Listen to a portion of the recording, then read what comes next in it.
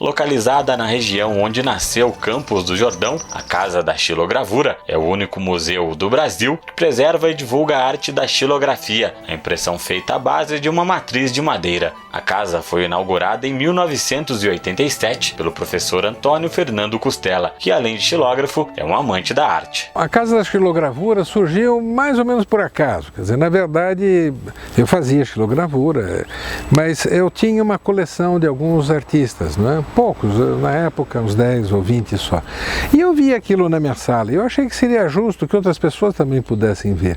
Como a casa era grande, isto aqui foi um mosteiro das Benedicinas no passado, eu separei a garagem, mais um quarto da casa de hóspedes, mais um pedaço que era um quarto de despejo, e com essas 3 salas montei o que veio a ser o início, o começo da Casa da Xilogravura. Isso foi em 1987. Ele foi aberto em julho de 1987. Depois de lá ele foi crescendo de tal modo que acabou fazendo com que eu avançasse sobre toda a casa, inclusive construísse mais salas e outras áreas, inclusive deixou de ser a minha casa, eu nem moro mais no museu porque acabou ocupando o prédio inteiro. Hoje temos mais de 20 salas abertas para a visitação do público.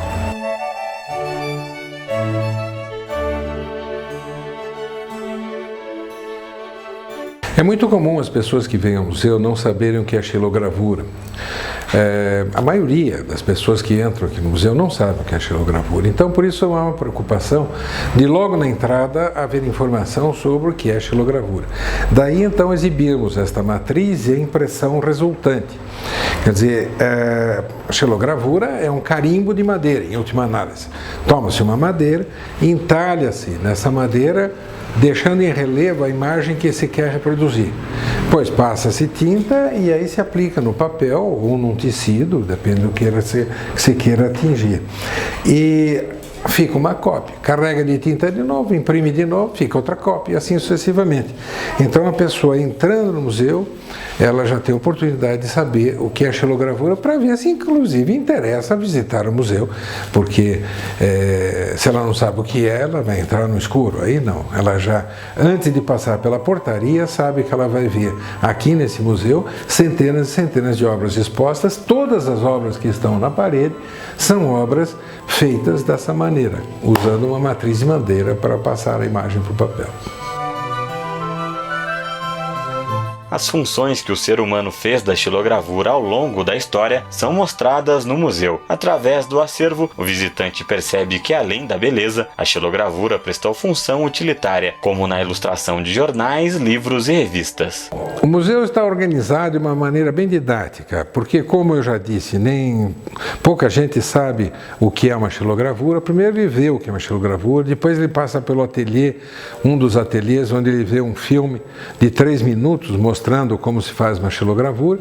Aí, naturalmente, ele é conduzido à sala das xilogravuras utilitárias, mostrando o tempo em que a xilogravura era utilizada para ilustrar livros, ilustrar jornais, ilustrar revistas, etc. Quer dizer, o apogeu desse tipo de xilogravura, o século XIX, e ali está representado por essas obras. No século XX, ela vai paulatinamente deixando de ilustrar diretamente livros ou revistas, mas é aí que ela cresce. Embora esses xilógrafos que fizessem isso tenham perdido o emprego, na verdade aí é que ela cresce porque aí artistas resolvem lançar a mão da xilogravura como uma forma espontânea de expressão. Quer dizer, eles querem usar para tirar da xilogravura toda a potencialidade artística que ela tem e colocar no papel, colocar o resultado.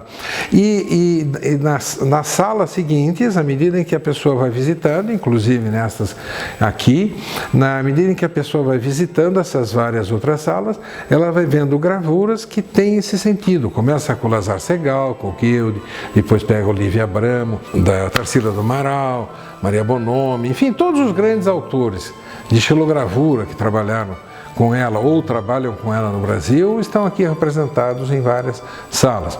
Este aqui, por isso, é o único museu no Brasil em que uma pessoa, quando vem fazer uma visita, qualquer que seja o dia dessa visita, ele vai ver a história da xilo brasileira nas paredes através das próprias obras originais. São centenas de gravuras expostas de autores brasileiros, o que retrata de modo bastante fiel a própria história da xilo brasileira.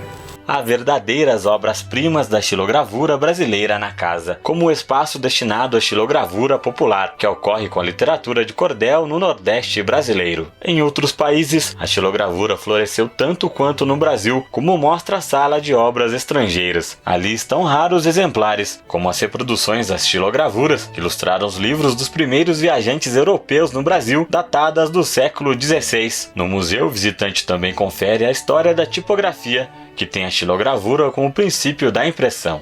Neste passeio, o público também pode conferir as lembranças e materiais para aventurar nesta arte, tudo disponível na lojinha do museu. A casa também é sede da editora Mantiqueira, que tem a renda com a venda de livros, destinada aos custos e manutenção das obras. No começo, a Casa da Xilogravura, há 23 anos atrás, era muito pequena, não 3 salas, eu tinha uma funcionária só, e o museu só abria 6 horas por semana.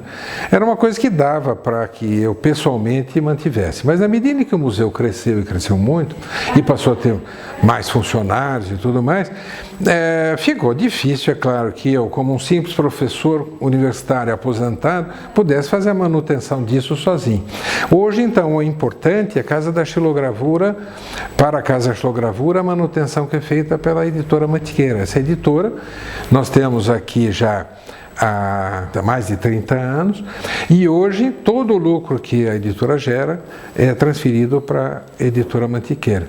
E ela que, portanto, sediada aqui, presta como serviço público a exibição da coleção particular. Segundo um testamento, a Casa da Xilogravura será transferida para a USP após a morte de Fernando Costela. O professor deixará para a universidade todo o acervo e a casa onde está instalada a instituição.